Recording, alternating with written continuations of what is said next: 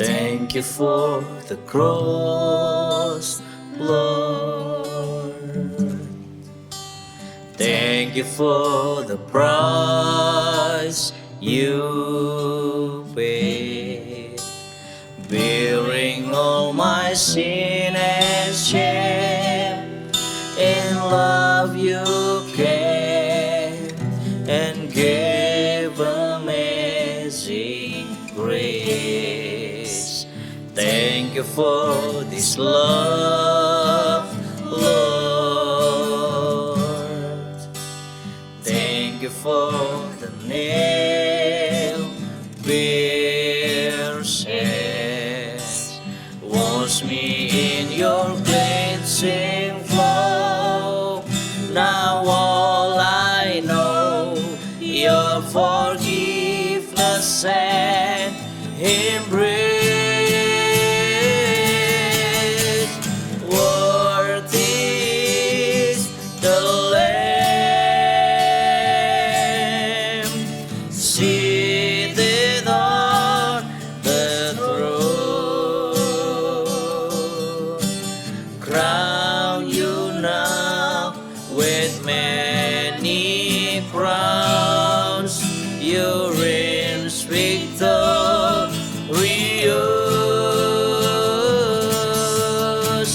high and lifted up.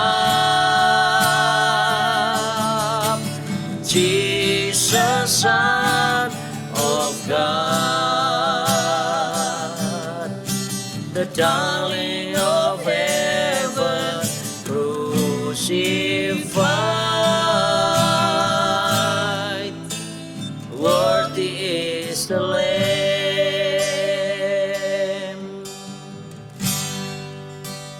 Thank you for this love, Lord. Thank you for the nail-pierced.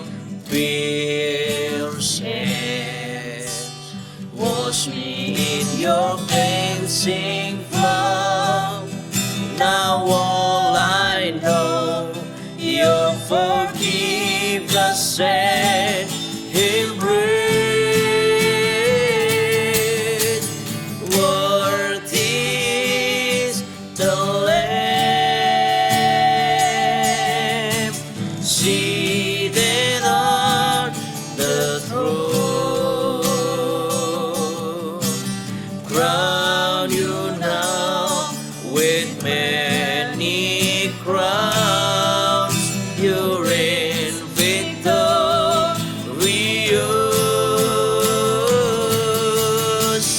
high and lifted up. Jesus, Son of God,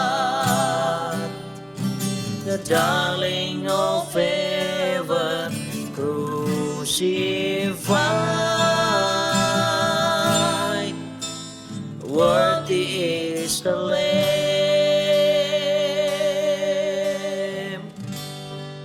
Tuhan, saat ini kami akan belajar firman-Mu.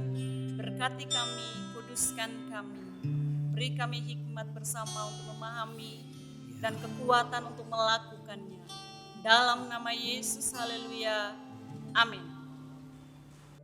Hai pemuda remaja, gimana kabarnya? Lama gak jumpa kita ya. Selalu dalam lindungan Tuhan. Kak Gati, Ya, pernah gak ngalamin rasa ini? Mengasihi seseorang tapi bertepuk sebelah tangan. ya pernah lah. Pernah ngalamin nungguin lama tapi dicuekin, nganterin sesuatu tapi ditolak. Ya rasanya nggak enak rasanya. Gak enak ya. Nggak enak. Tuhan pernah melabuhkan cintanya pada bangsa Israel. Dan dia terus mengasihi sampai sekarang. Nah, waktu Tuhan mengasihi bangsa Israel, memilih mereka, mengasihi mereka, bangsa Israel ini malah berontak dan bahkan menolak. Padahal mereka dikeluarkan dari Mesir, dari tanah perbudakan supaya mereka bisa beribadah kepada Tuhan. Ya. Itu pun mereka berontak. Betul, sampai-sampai Tuhan harus memberikan peraturan, hukum-hukum supaya mereka bisa taat dan ada di jalannya Tuhan. Tapi peraturan-peraturan itu bukan membuktikan bahwa Allah Israel itu kejam kan? Enggak, Allah enggak kejam dengan segala peraturan yang diberikan itu. Justru Allah memberi peraturan itu supaya bangsa Israel itu bisa punya jalan, bisa punya arahan untuk mereka melakukan hal-hal yang kudus dalam menjumpai Tuhan. Berarti tata cara itu pun berimbas kepada bagaimana tata cara Israel menjumpai Tuhan. Ya, betul. Untuk bisa berkomunikasi dengan Tuhan yang kudus itu harus ada peraturan-peraturan khusus begitu. Ada. Zaman dulu itu, dalam zaman perjanjian lama itu, bangsa Israel itu harus mempersembahkan korban penghapus dosa supaya dosa mereka dihapuskan. Jadi, mereka harus membawa korban. Ya, betul. Hewan penghapus dosa. Betul. Jadi kalau setiap kali mereka berdosa, mereka harus menyembelih hewan kurban. Betul sekali. Waduh, kalau cara itu berlaku sampai hari ini, bisa miskin kita. Betul. Tapi puji Tuhan, itu dulu. Sekarang kita kan ada di dalam zaman perjanjian baru.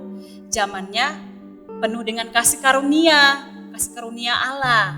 Jadi kita menjumpai Tuhan bukan lagi dengan membawa sembelihan binatang, tetapi kita menjumpai Tuhan dengan seluruh hidup yang kita punya. Karena sudah ada kasih karunia dari Tuhan Yesus yang menghapuskan dosa itu. Wah, besar banget ya karya yang Tuhan buat hanya untuk membawa manusia bisa kembali berkomunikasi dengan Allah. Harga yang harus dibayar seharga dengan darah Yesus itu. Betul, kasih Tuhan itu sangat besar bagi kita. Seharga darah Yesus. Jadi kalau kita sekarang bisa beribadah, kita bisa berdoa, memuji dan menyembah Allah, itu berarti ada darah yang mahal yang Tuhan curahkan untuk kita bisa lakukan ini semua ya. Ya, jadi seperti di dalam Roma 12 ayat 1 memberi petunjuk bagaimana kita mengekspresikan kasih dan syukur kita melalui ibadah yang sejati. Ibadah yang sejati. Emang ada ibadah yang enggak sejati? Ada. Seperti di dalam Matius pasal 15 ayat 8. Bangsa ini memuliakan aku dengan bibirnya padahal hatinya jauh daripadaku. Jadi sepertinya mereka beribadah sungguh-sungguh, tapi sesungguhnya ajaran manusia yang mereka lakukan. Itu seperti dalam Yesaya 29 ayat 13. Kalau Sabtu Minggu mereka sangat rohani, tetapi kalau Senin sampai Jumat, mereka bisa hidup sesuka hati mereka. Sesungguhnya gak demikian yang Tuhan inginkan dalam hidup kita. Jadi ibadah itu bukan permainan. Ibadah itu bukan sebuah entertain, apalagi tontonan, bahkan juga bukan hanya sebuah rutinitas ya. Saya jadi teringat ada kisahnya Ucok dan Poltak. Ucok ngajak Poltak untuk mabuk, tapi Poltak gak mau menolak, tumben nolak. Ternyata Poltak ingat kalau itu hari Sabtu dan besok hari Minggu. Dia bilang janganlah, besok sudah hari Minggu, saatnya ibadah.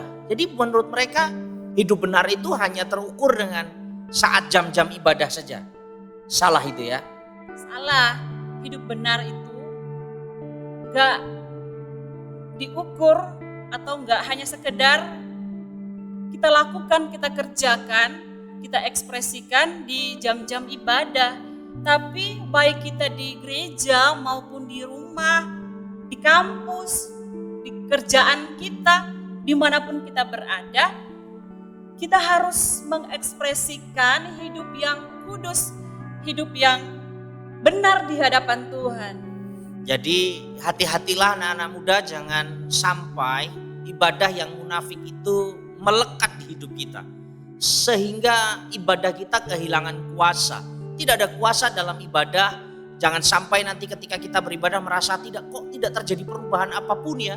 Karena ibadah yang kita kerjakan hanya lahiriah saja, maka tidak ada kuasa di dalam ibadah itu.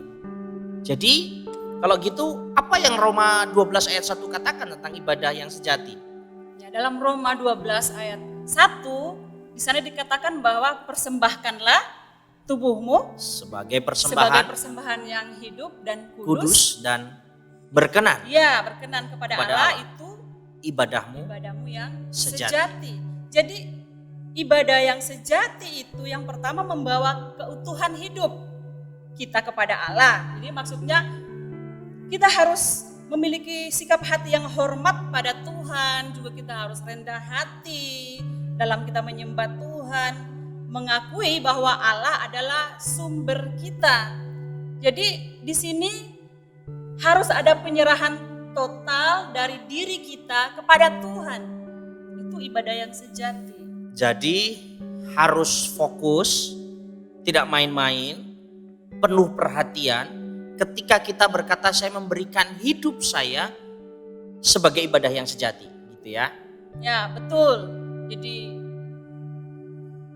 benar-benar ibadah yang sejati itu kita ekspresikan dengan kita memberikan diri kita sepenuhnya pada Tuhan, berserah total pada Tuhan. Di dalamnya itu pastinya kita harus hormat, tunduk kepada Allah. Kenapa? Karena di dalam Roma 11 ayatnya yang terakhir, ya di sana dikatakan bahwa segala sesuatu itu berasal dari Tuhan, oleh Dia dan kepada Dia segala kemuliaan sampai selama-lamanya. Jadi semua yang kita miliki, semua yang kita nikmati, hidup kita karena Tuhan, semua dari Tuhan. Jadi kita harus kembalikan kepada Tuhan. Kita harus berserah total kepada Tuhan dalam seluruh hidup kita. Karena kita menyadari bahwa semuanya tentang hidup kita adalah dari Tuhan. Jadi ibadah yang sejati itu ibadah yang dipersembahkan, dilakukan dengan keutuhan hidup. Betul. Ada yang lain enggak? Ibadah yang sejati itu bagaimana? Ibadah yang sejati itu yang kedua ya.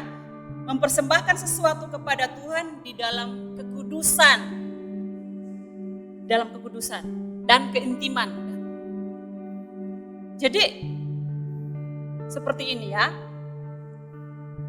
Kalau kita menyadari bahwa Tuhan menginginkan kita memberi seluruh hidup kita kepada Dia, maka kita harus belajar melatih diri kita untuk hidup benar dalam seluruh kehidupan kita. Entah kita di dalam gereja, sedang pelayanan, atau di rumah kita, atau tak ada satupun orang yang tahu di mana kita berada, apa yang kita lakukan.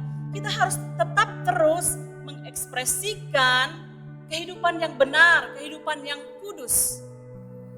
Jadi karena kita sebenarnya intim dengan Tuhan, kita mengenal Tuhan, kita jadi ingin ibadah yang sejati. Jadi pengenalan kita kepada Tuhan mendatangkan kesadaran bahwa ada Tuhan di sekeliling kita. Kesadaran ada Tuhan di sekeliling kita membuat kita berani beribadah, memberikan ibadah kita yang sejati, yaitu ibadah yang penuh keutuhan, ibadah yang penuh kekudusan dan keintiman dengan Allah. Berani hidup dengan standar firman Allah dimanapun dan kapanpun. Begitu. Ya. Itu semua terjadi karena kita mengenal Allah dan kehendaknya, dan juga karena kita mengenal kasih-Nya. Ya, bergaullah terus, intimlah terus dengan Tuhan, sembahlah Tuhan di dalam roh dan kebenaran, karena itu yang dikenan oleh Tuhan. Kalau kita mencintai seseorang saja, kita tidak ingin berpisah dengan dia. Kita ingin selalu terus bersama-sama dengan dia. Begitu juga kita. Kita sudah merasakan betapa kasihnya Tuhan kepada kita, maka sudah seharusnya kita memiliki kerinduan yang besar untuk kita bersekutu dengan Allah kita.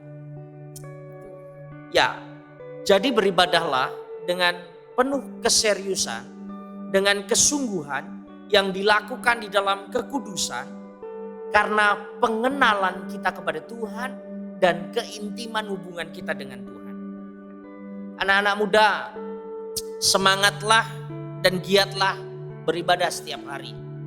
Dimanapun kita berada, apapun yang sedang kita kerjakan, ketika kita menyadari keberadaan Allah ada di sekitar kita, maka kita akan menjadikan hidup kita menjadi persembahan yang hidup, yang kudus dengan segala hal yang kita kerjakan.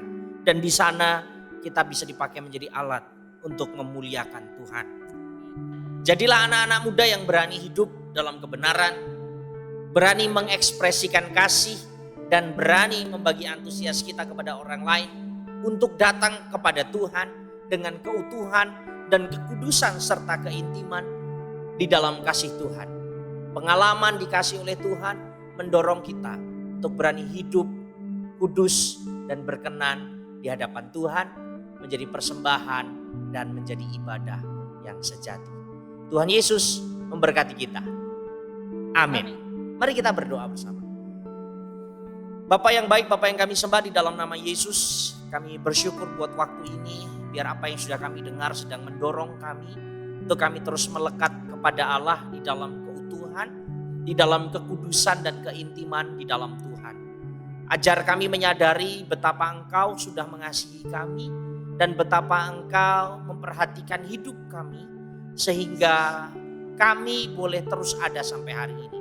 Mampukan kami untuk mengerjakan seluruh hidup kami, apapun yang menjadi aktivitas kami mengerjakannya dengan penuh integritas sehingga melalui hidup kami boleh mempersembahkan persembahan yang hidup, yang kudus, dan yang berkenan kepada Allah sebagai ibadah yang sejati.